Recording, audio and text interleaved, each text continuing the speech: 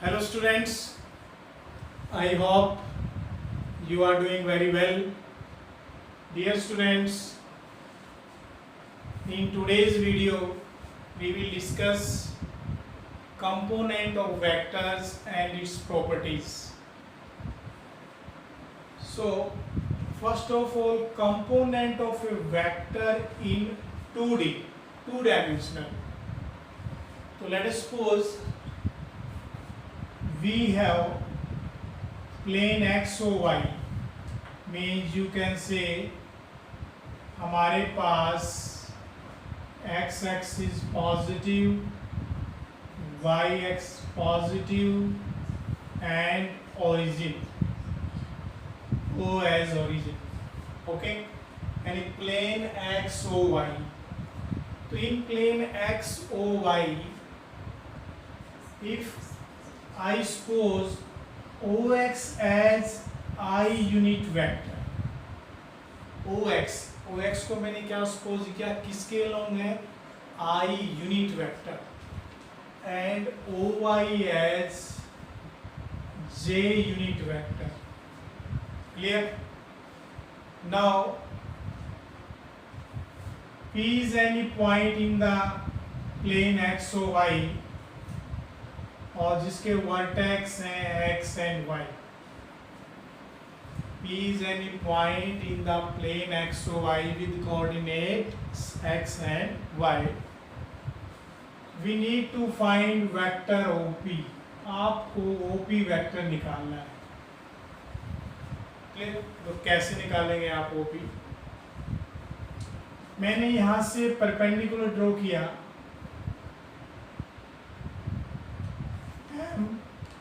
और यहां से ड्रॉ किया n. ओके, परपेंडिकुलर ड्रॉ करेंगे आप PM एंड PN.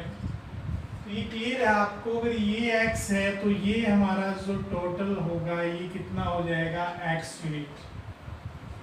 क्लियर? क्या होगा, x यूनिट. तो जो OM है हमारा, OM उसका लेंथ है x यूनिट मैग्नीट्यूड, और किसके लॉन्ग है, वेक्टर आई की डायरेक्शन में है. सो अगर हम वेक्टर फॉर्म में लिखें OM, तो OM क्या आएगा, XI.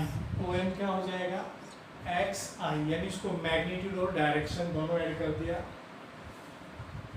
सिमिलरली अगर हम बात करें MP किसकी इक्वल है, Y. किसकी इक्वल है, Y.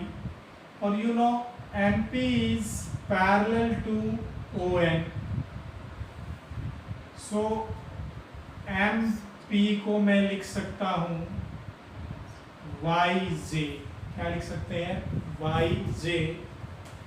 और हमारा जो वेक्टर बनेगा OP, by triangle of addition से OP को हम क्या लिखेंगे, OM plus MP. OM plus MP. तो वेक्टर OP क्या आ गया, XI प्लस YJ. क्या लिखेंगे, XI plus YJ. X component of OP as XI plus YJ. तो ये एक्चुअल में क्या है, component of a vector. Now you know component of vector two types होते हैं.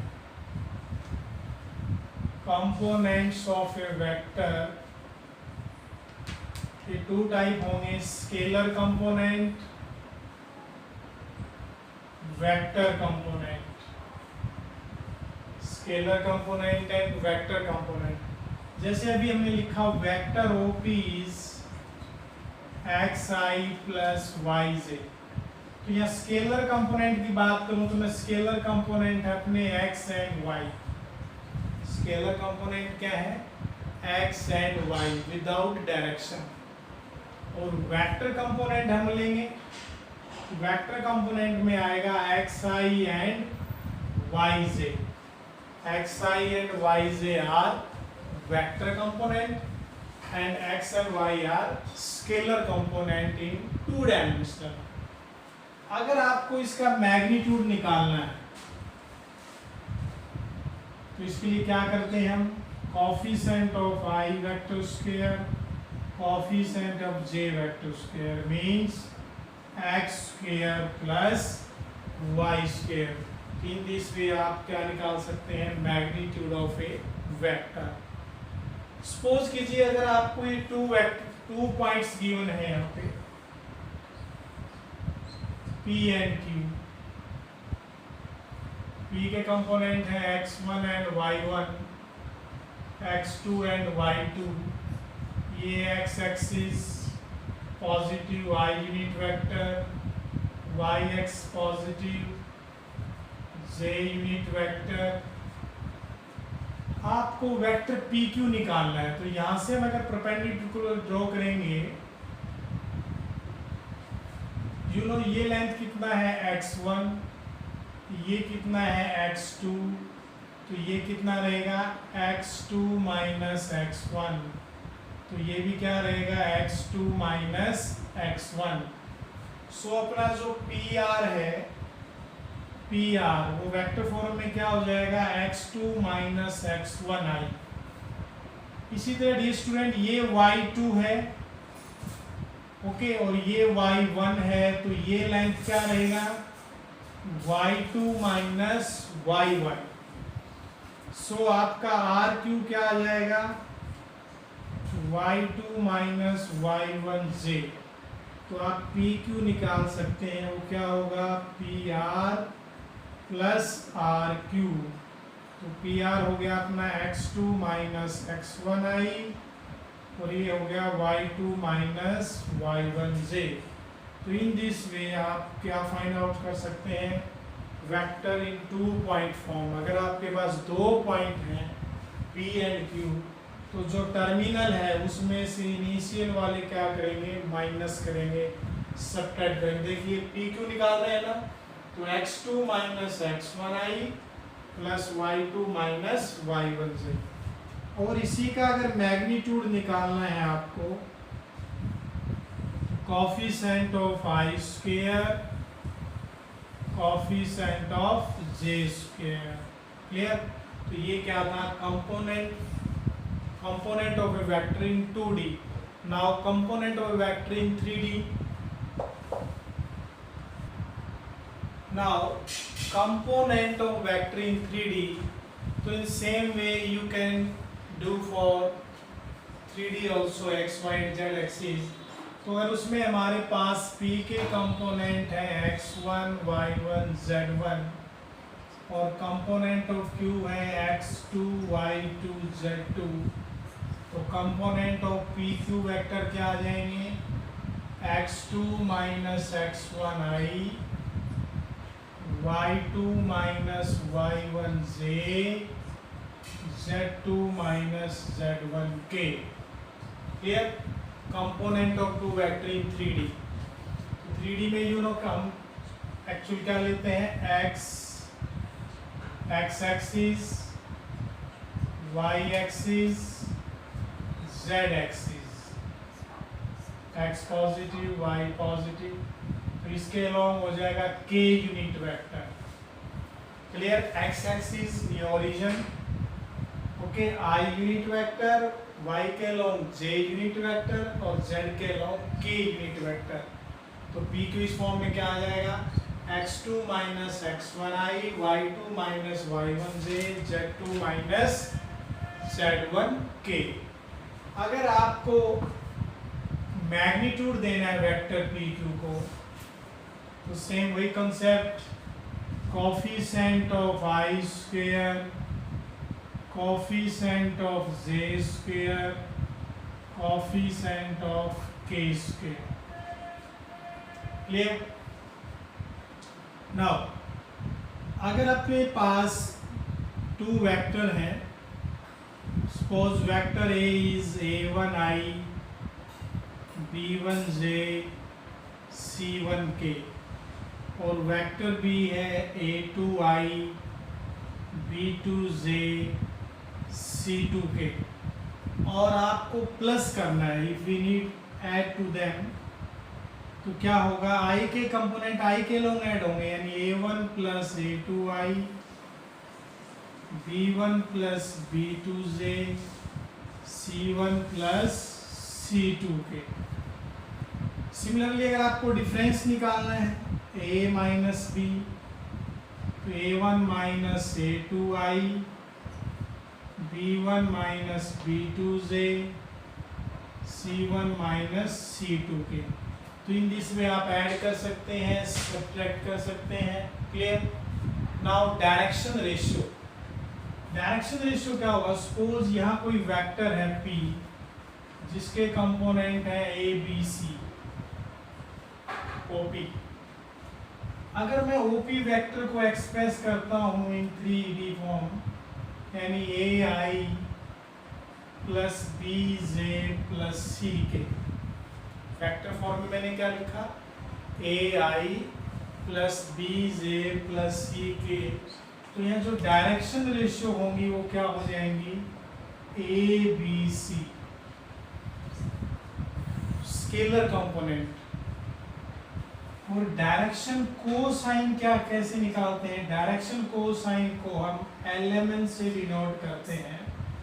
डायरेक्शन कोसाइन मींस वेक्टर में एक्स एक्सिस के साथ अगर एंगल अल्फा बनाया, वाई के साथ बीटा और जेड के साथ गामा, तो यहाँ हम लिखते हैं L is cos alpha, M is cos beta और N is cos gamma.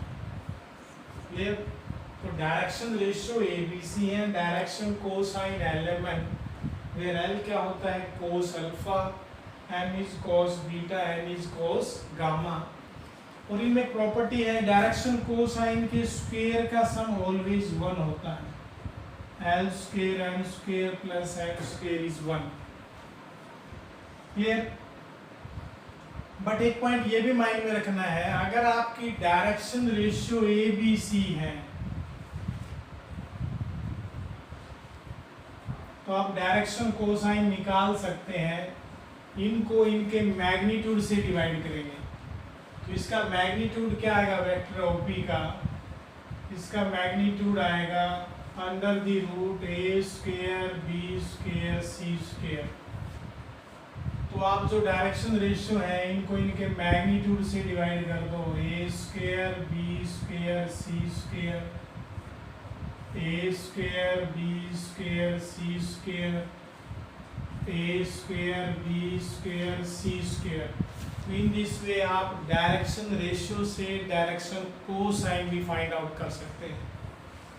Clear? तो डियर स्टूडेंट्स, डायरेक्शन रेशियो को हमने लिखा वेक्टर ओपी था, then a b C.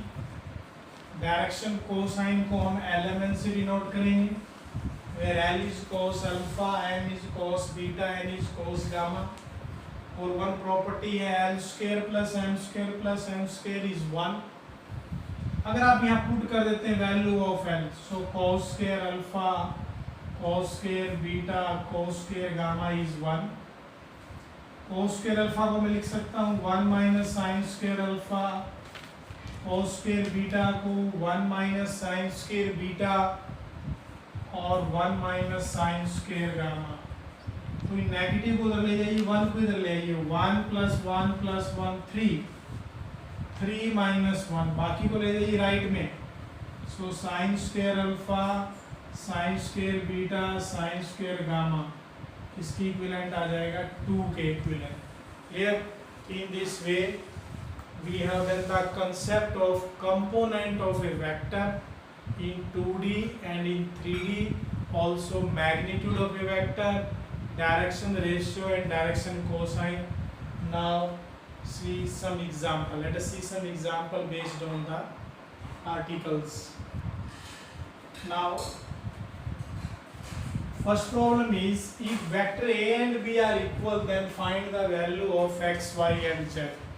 So dear student, अगर हमारे 2 वेक्टर इक्वल है, suppose vector A is A1I, B1J, C1K and vector is A2I, B2J, C2K.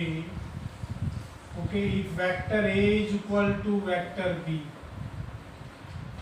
तो हम दोनों वेक्टर को इक्विवेलेंट रखेंगे A1I, B1J, C1K, A2I, B2J, C2K अगर हमारे दो वेक्टर इक्वल है तो उनके कॉरस्पॉन्डिंग कंपोनेंट इक्वल होंगे, means a1 is equal to a2, b1 is equal to b2 and c1 is equal to c2। तो सेम है, देखिए अगर वेक्टर ए को मैं वेक्टर ए बी के इक्वल लिखूंगा तो xi plus 2j plus z के equal to 2i plus yj plus k। Now component of ij के क्या होंगे, इक्वल। तो हमारा जो x का वैल्यू है वो किसके इक्विवेलेंट आएगा, 2 के, और ये जो 2 है ये किसके इक्वल हो जाएगा, y के, और z किसके इक्वल हो जाएगा, 1 के।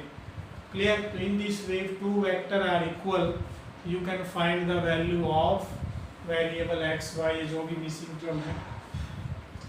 नेक्स्ट क्वेश्चन, अगर वेक्टर a और वेक्टर b गिवन है आपके पास, तो क्वेश्चन है कि is magnitude of a is equal to magnitude of b। अगर a वेक्टर हमारे पास i प्लस 2j है तो इसका मैग्नीट्यूड क्या होगा, coefficient of i square coefficient of j square under root 5, और मैग्नीट्यूड ऑफ b क्या होगा, coefficient of i square coefficient of j square. देखिए magnitude of a is equal to magnitude of b, तो आ गया हमारे पास मैग्नीट्यूड ऑफ a किसके इक्वल है, मैग्नीट्यूड ऑफ b। अब क्वेश्चन है क्या वेक्टर इक्वल है, तो डियर स्टूडेंट वेक्टर इक्वल कब होंगे, इनके कंपोनेंट डिफरेंट हैं, यहाँ 1 है या 2 है या 2 है, so vector are not equal. Compulsory नहीं है, अगर वेक्टर इक्वल है तो मैग्नीट्यूड इक्वल है, बट मैग्नीट्यूड इक्वल है तो इट मींस वेक्टर कंपल्सरी नहीं है, इक्वल हो भी सकते हैं और नहीं भी। Now next problem is, now if x into I plus j plus k is a unit vector, then find the value of x. If you know if it is a unit vector, then its magnitude is 1. So we can write xi xj plus xk। अगर ये vector given है अपने को, ये unit vector है, तो इसका magnitude किसके इक्वल होगा, 1 के। सो आप इसका मैग्नीट्यूड निकालेंगे, coefficient of i square coefficient of j square coefficient of k square, 3 square x 1 and under root 3x is equal to 1। Clear. So value of plus minus, value of x is plus minus 1 by under root 3. In this way you can find the value of x. Value of x is, next is find a unit vector along vector AB। तो पहले तो ये कि हमें component given है, तो vector के component क्या आएंगे AB के, you know x2 minus x1i y2 minus y1j z2 minus z1k। So AB vector is 2i plus 2j plus 2k। देखिए स्टूडेंट a और b के कंपोनेंट गिवन है, देन वेक्टर AB क्या निकलेगा, x2 minus x1i y2 minus y1j z2 minus z1k। So unit vector along a b vector क्या होगा, unit vector कैसे निकालते हैं हम, वेक्टर को उसके मैग्नीट्यूड से क्या करेंगे, डिवाइड। क्लियर।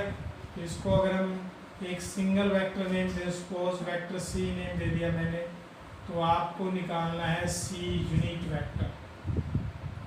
तो इसका मैग्नीट्यूड क्या आएगा, magnitude of vector A b is 2 square 4 plus 4 plus 4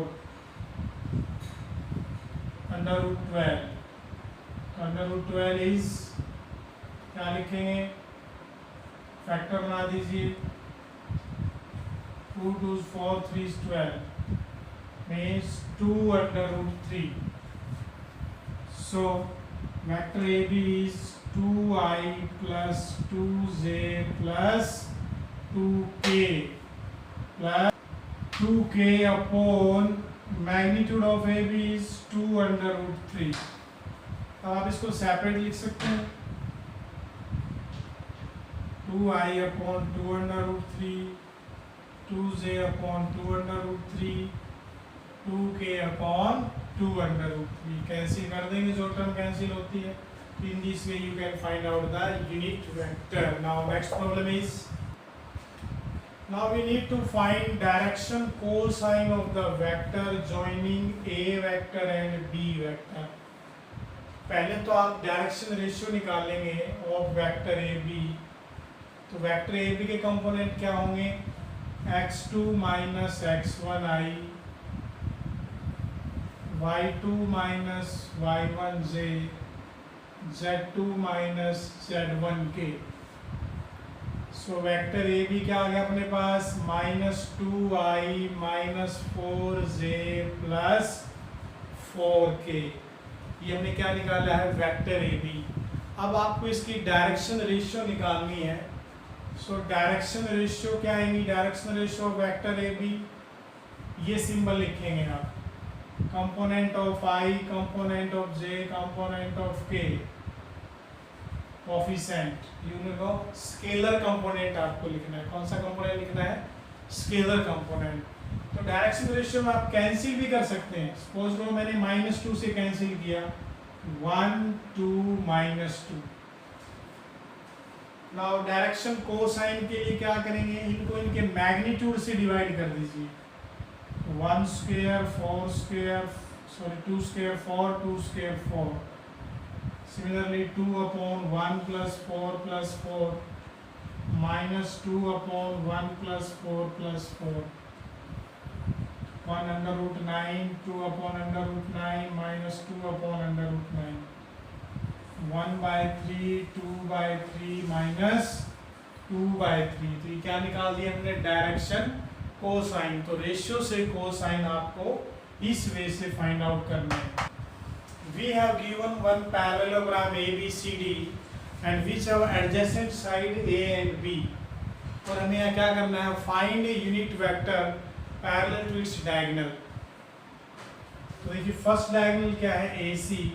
तो आप यहाँ ट्रायंगल ऑफ एडिशन लगाएंगे, तो you know AB plus BC किसके इक्वल होगा, AC के।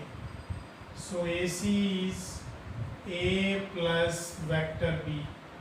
तो इन दोनों को ऐड करेंगे आप, 2 + 1 3i, 6j - 2k।